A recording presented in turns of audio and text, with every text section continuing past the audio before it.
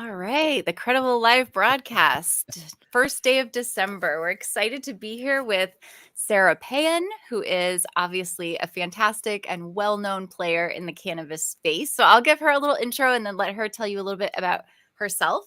Sara is on the California Cannabis Advisory Committee as the Medicinal Use Subcommittee Chair.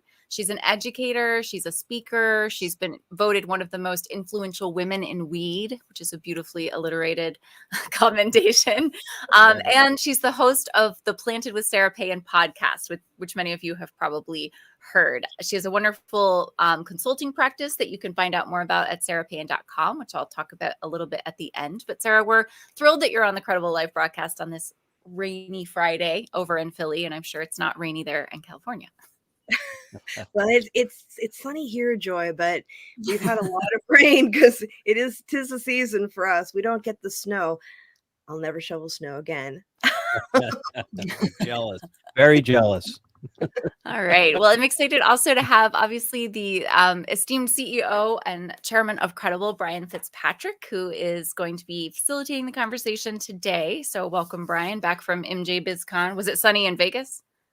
It was cold in Vegas. It was like Really? 58, 59 degrees and one sunny day, but I was right. It was better than it being 106 degrees there. So it wasn't too bad.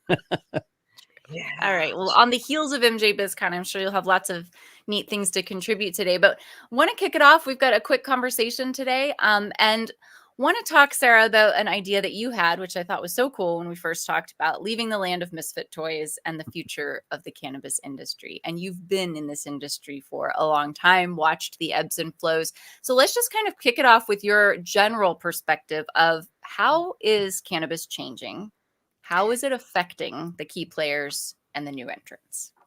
It's a really interesting time in cannabis. I mean, as we know, there's a lot of pain points going on right now in the industry.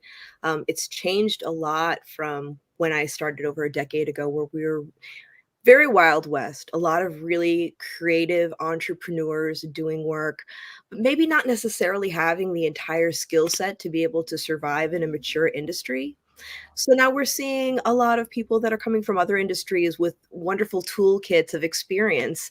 And I think we're seeing a lot of how that all works together, because we have newer people who may not understand that the legacy industry knowledge is incredibly important for success. And we see people who have been in the market and in the legacy market learning how to up their game because they have to survive to thrive, right? So it's a really interesting time. And I think that technology and like the updated tools are really helping us streamline this. But we also really have to be mindful of things like IP and how, we look at like what technology makes it easier for people to stay home, but how does it affect brick and mortar businesses? It's in org psych, they talk about, organizational change and storming, norming, and reforming. And I always used to be like, oh, we're storming, but we're norming when we get into legalization. But I think we're still in the storming stages. It's very, very interesting to see, especially in this next year, who's going to be here and who isn't. And I think it's going to be really interesting to see how policy is also affected by a lot of the larger companies, which, there's room for everybody, large companies, smaller businesses, but we really need to be cognizant of making room for both. Yeah. And by the way, I just want to quickly comment on the sort of the land of Misfit Toys. That I'm not sure that all of our audience actually will understand where that reference comes from, because it's sort of from an old cartoon, right? Isn't it from? Yeah. And whenever I think about it, I think about that squirt gun that had like jam coming out of it. It was one of those old, like, they weren't like quite claymation, but it was, the Rudolph the Red-Nosed Reindeer. Yeah. It was. That's right. Yeah. And the Charlie in the box. Don't forget the Charlie in the box. That's true. That's part of the land of Misfit Toys. So I wanted to make sure that our listeners, if they, if maybe they didn't know that reference, so they understand the land of Misfit Toys. I got it automatically, but it was it's a great parallel. I love it. Well, and I use that terminology to talk about or that phrase because by and large, most of us who are involved in it with a great love for what we do are a little bit quirky, right? And I enjoy that because as an artist, not just a cannabis professional. It's like I really enjoy the vibrant, different relationships and people, but it's also reflecting kind of the Wild West way of cannabis. And even though now we're starting to be seen as more of a legitimate industry, the stigma. So, we have a lot of really interesting personalities that get drawn to this work. And I proudly, consider myself a member of the land of Misfit Toys. I think we all are to some extent, but Yeah. it's interesting because one of the things you talk about, sort of the challenges of the industry, and what we're seeing is, our customers and prospective customers, and we're talking to them, we do these discoveries with them, they're struggling, right? There's declining profit margins because of oversupply. I mean, in some states, that's a real issue, right? That's a very significant issue. In some states, it's okay, right? Because they don't have that massive oversupply. But we're seeing companies struggling with sort of modernizing their infrastructure from a technology perspective as well. So, I'm very familiar with I was recently talking to an MSO that they don't even have and they're pretty sizable. They don't have a real formal vendor management process for tracking. Their COAs are managed through Google Sheets. So I think people say, well, who's your competitor? I think it's Bill Gates and Google, because we see a lot of these technologies being used out there.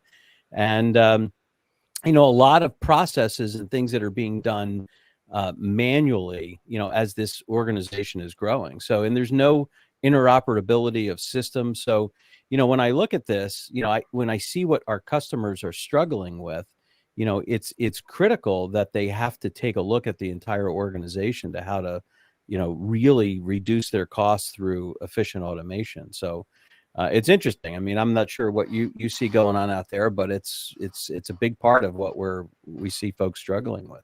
Yeah, I think that a lot of that has to do with the bootstrapping mentality. There's a lot of companies struggling, and so they may not understand that sometimes adopting new technologies in the long run actually is much more efficient and saves them money. And I also think that there's something about, because of going back to like the Wild West history of cannabis, people wanting to keep all of their data and everything close to the chest and not wanting to give anyone else access, which, it doesn't serve anybody. You really need to have secure, trustworthy software and sources to be able to have a really good foundation, and to be able to, especially for things like compliance and due diligence, it's incredibly important. Well, talking about technology, you talk about the two boogeymen, right? So Mhm. sort of 280E and metric. I was wondering if you were going to say metric, because that's what I always think of. So, I mean, well, what are the two boogeymen? I mean, talk to us about that. That was interesting to hear you refer to them as the boogeymen. Boogeyman. Well, I mean, metric, I've always been really fortunate to have not had metric. I'm not immersed in metric because as a policy person, marketing, education, I don't have to do that. But my colleagues, I always hear about the pains when metric is down, or, adopting new software and how that's going to interact with metric. And I think that it's really interesting because in our industry, especially in the very beginning, there were just a lot of people who didn't want to touch cannabis. And I think that that's why metric was able to thrive the way it was, because there wasn't any competition. And hopefully there will be, so that they up their game and make it easier to use. Well, it's just interesting, before you go off of that. I've been noticing some companies are actually using metric as their inventory management. Wow.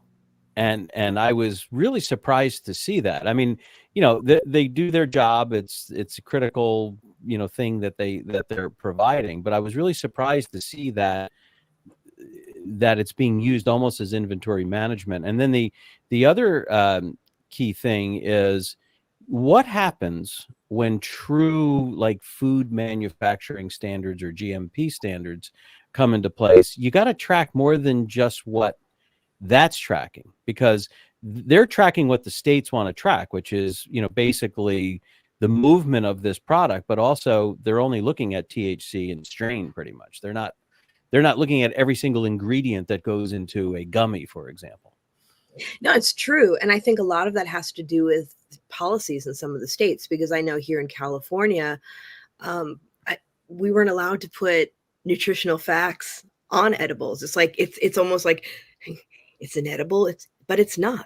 Like, we're just going to talk about, the cannabinoids, and you can put whatever you want for the rest of it. Don't say it's organic. Don't say, it's a very interesting thing, because especially if people are using cannabis and approaching it from a wellness perspective, they want to know what's in there and they want to know the quality of it.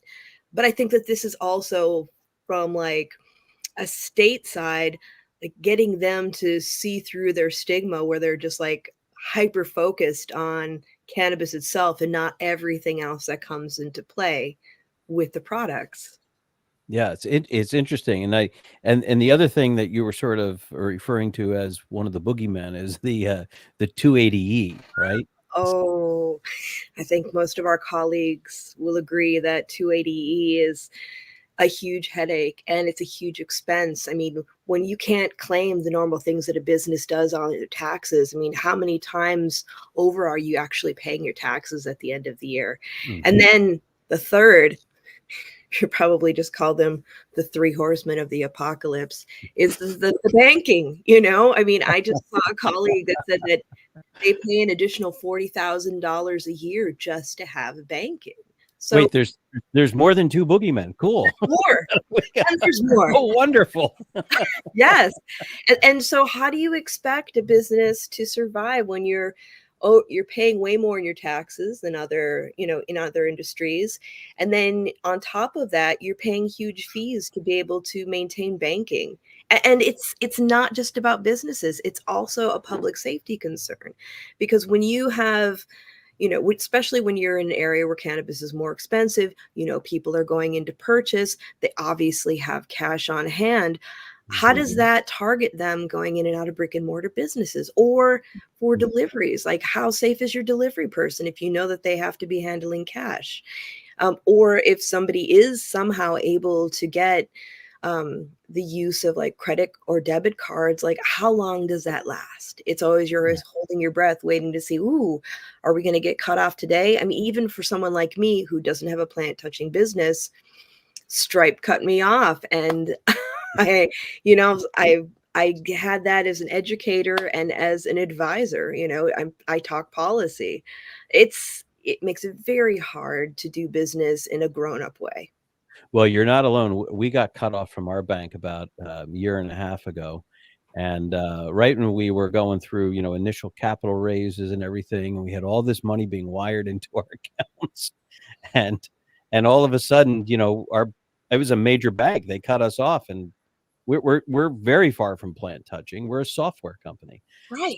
So it's absolutely crazy, to see what's going on out there. And you're right. There are a lot of boogeymen in this business, and it's making it more difficult to legitimize the business, because, like you said, if I'm going to pay cash, I might as well pay cash to the illegitimate guy, the illegitimate market, right? Well, and in states, you'll get it for less expensive if you do that too. But then you're also not having, the testing and making sure that the product is what they say it is, and that there's no molds, mildews, fungus, heavy metals in your cannabis. You want your clean cannabis.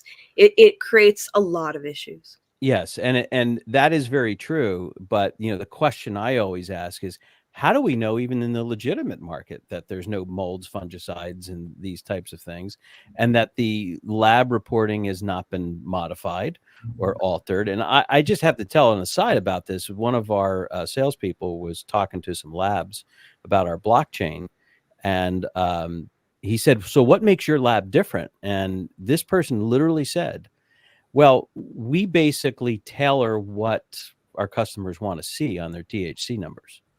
And he said, "Well, what does that mean? Is that?" And he says, "Well, we help them get the ranges that they really need them to be in." So, I mean, in other words, we'll, if you need 2 + 2 to equal 5, we can make that happen. and that was scary, that was a pitch of a differentiation of a lab. Now, Yeah, I'm not saying all labs are like that, but I'm just saying that this was egregious, absolutely egregious. I agree. And it doesn't help dispel the stigma of the work that we do. Absolutely. Every time that we have something like that come up, it leads it can only it lends to leading to a Tylenol moment in our industry, which will I don't want to go one step forward, two steps back. We Yeah. need to get everybody on the same page and work towards being honest with these tests. I mean, there are some great labs out there, and I feel like there should be a list of like the labs that are like beyond reproach, work with these people, because it's indicative of the fact that we are still in the very early stages of our industry, and there's a lot that we have to weed out and change. Well, Sarah, I come from the financial services industry before I came into cannabis, and I built technologies around making sure there wasn't fraud, making sure that there wasn't collusion. And the appraisal side, it's a very significant parallel to, what's going on in the lab side here. Like there were certain appraisal companies that Fannie Mae and Freddie Mac wouldn't let you use.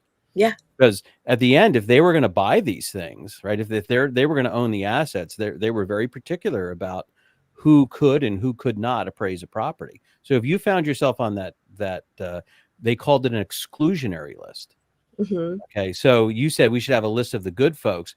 In their case, it was a list of the bad folks. So it was, if you've got yourself on the exclusionary list, forget about getting any orders. And so I agree with you that I think we have to get to that point. But before you get to that point, what are the standards? Like, Right. and that's the big problem, because the standards are all over the place across every single state. Yeah. But isn't it funny, Ryan, when you think about the financial industry and the cannabis industry, two highly regulated industries that have a lot of funny business happening. So what does that say about what our policymakers are focusing on for policy, for Well, guidelines and standards? you said highly regulated industries, and I attended a conference session that Dave Valancourt did on quality standards, and he used the term, which I really think is very accurate for this industry. It's misregulated, and Yes. that was the problem we were having even in the mortgage world. Because in the mortgage world, there was lots of regulation, but guess what? When the big event happened of 2008, that literally where trillions of people's savings were lost and collapsed the financial markets, the big catastrophe, guess what? The pendulum swung the other way, and in came the regulators, and then the fines, the fees, the penalties, the class action lawsuits. I mean, it got ugly. So one of the things is you're talking about, and I'm going to go back to what you were saying about 280E as one of the boogeymen, right? So to me, like 280E almost has a double-edged sword, because it's first of all, it's got to happen. We got to get rescheduling, and we got to get rid of that craziness, right? But the fact of the matter is, it's the unknown that I'm hearing a lot of people, right? So what happens next? When Mhm. that gets rescheduled, 280E goes away, like all thumbs up there, like boogeyman exits the room. But what other boogeyman is going to enter the room when that rescheduling happens? How is the game going to change? What are your thoughts about that? Well, I just earlier this year, I had conversations with the two co-chairs of the Congressional Cannabis Caucus. So, Representative Barbara Lee and Representative Earl Blumenauer. And one of the things that we talked about is taxation, because that is one of the biggest problems, especially here in California, is overtaxation, which is why people are going out of business. They can't afford to keep their permits. People are going to the illicit market. Um, and you have all these state and local taxes, and then that you throw federal taxation on top of that too. And then we don't know what the regulations are going to be, because when we're looking at cannabis, and I think, when we look at policy in a lot of areas, it's not necessarily based on fact. It's based on state culture, which until I started doing a lot of traveling around doing consulting work, it didn't really I didn't really understand it. I'm a Midwesterner and I moved to California and I understood the cultural differences because we're so far away. But every state is so different. And then stigma. So where is the stigma going to come into play when we're looking at policy, and whose cultures is it going to reflect? And also going back to, the finances and everything that happened with the regulators. I would love to get one of those bank bailouts for cannabis. That would be amazing. What's it? So what can it be? It was too big to fail before. So I don't know. We'll have to come up with an acronym there. We'll get a big bank bailout for cannabis. Exactly. And not just free joints for everybody. Let's get some cash money happening here. That's I love that. So what I'm referring to, one of the things that folks are dealing with is the unknown. Yeah, it's scary. There's so much unknown out there, and and I'm wondering what's going to be that pivotal point that's going to drive the industry to look a little bit more like the food safety industry, the food industry, or the pharma industry. Hopefully it doesn't go as crazy as the pharma industry, because nobody will be able to afford the end product.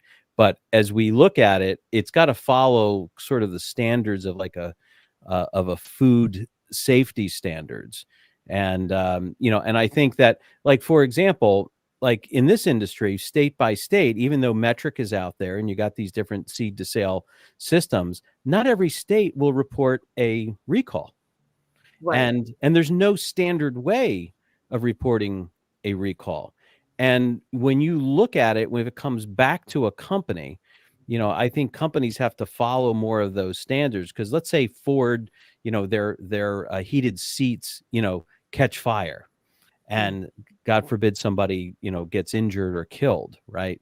Ford's not going to make a statement, well, it wasn't us. It wasn't us. And it sort of leads me to the question of, when we're looking at the unknown, I think that the supply chain has a lot to do with, with this, making sure that, when Ford is buying those seats, that there is, they know where those seats or those components came from, and there's a tie-in back to that supplier.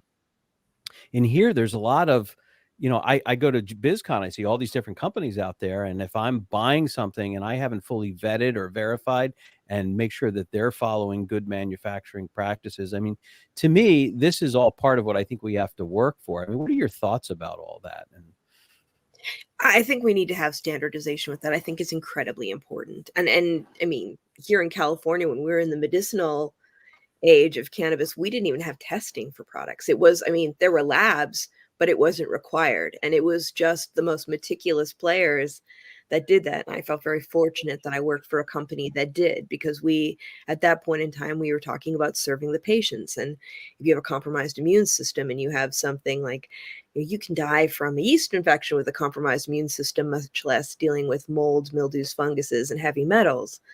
So, I think that one of the biggest mistakes we're making around standardization is not actually communicating with one another about what's worked and what hasn't. We keep constantly reinventing the wheel, and we need to look at what models are working. And it can be within cannabis. It doesn't have to be outside of it. Like, we keep trying to replicate things that work for other industries, but I think that cannabis has this unique opportunity to influence the way business is done outside of cannabis. well, that's a great perspective, because it brings up sort of the legacy of cannabis and what we can learn from the legacy folks in the field, and also kind of talk about what are some of the challenges that they're now dealing with. They've been in the industry for a long, long time. I mean, Yeah. I met somebody who's been growing quality products since 2006. I mean, that's a long time in this industry.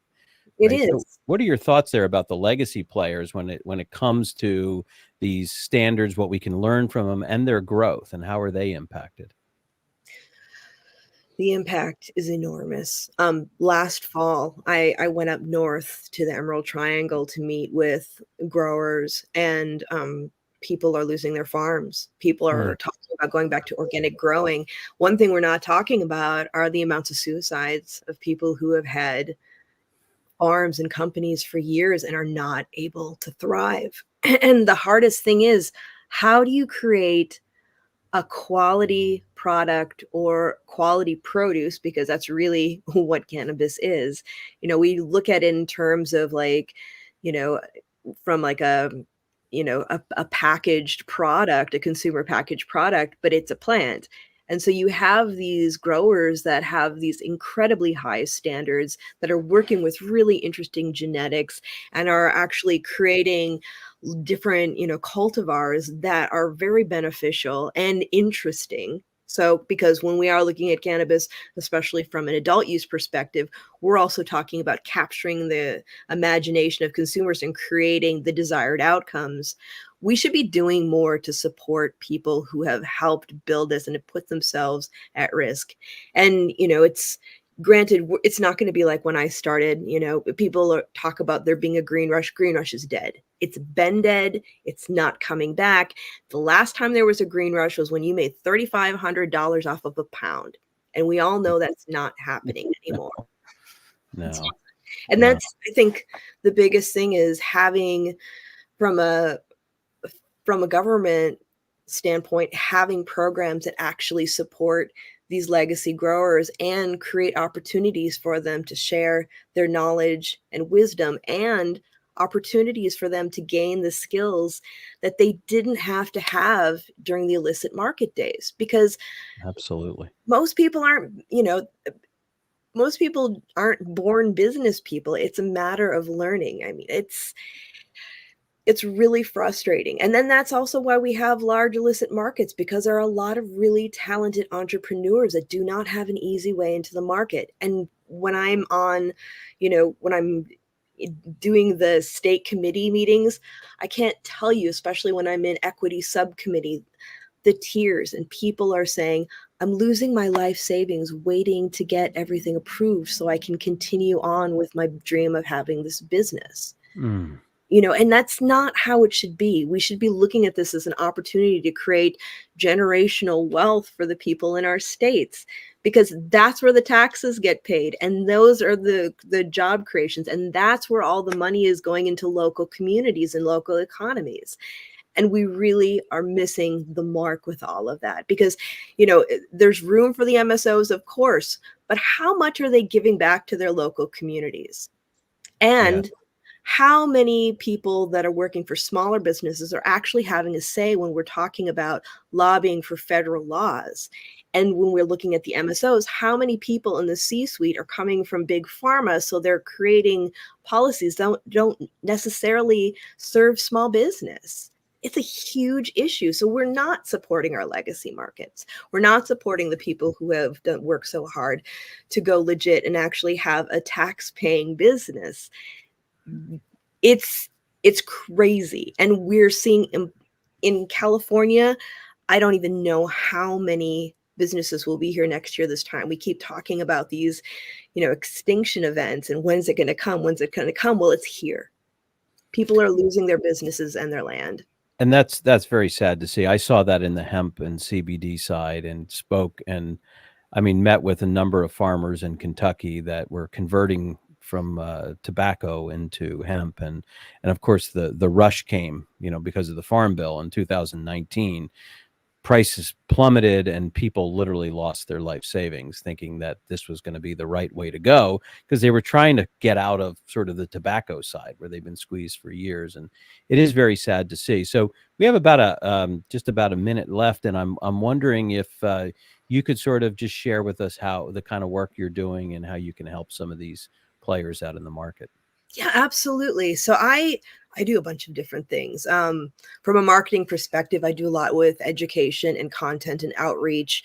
I lecture at universities, healthcare institutions, working with doctors, nurses, pharmacology students, helping them have conversations with their patients about cannabis. But I also work B2B with train the trainer, strategy, business development, just really trying to, do what I can to help people shore up and be successful.